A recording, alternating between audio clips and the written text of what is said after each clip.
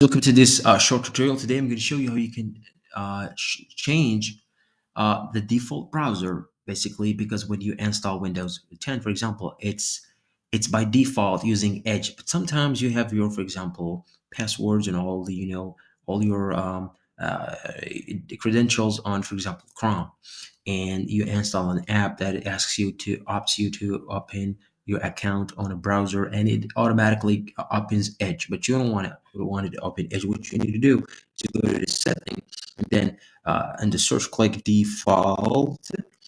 Okay, it will show you a bunch of options, including default apps. Then when you click the default apps, it will take you to the email default maps player, as you can see your video player, then the web browser. Just click on it, and that's it. You can choose whatever browser you've installed in your system. So this is it. I thank you for watching. If you like this video, give it a thumbs up. Any of you have any questions, please put it in the comment.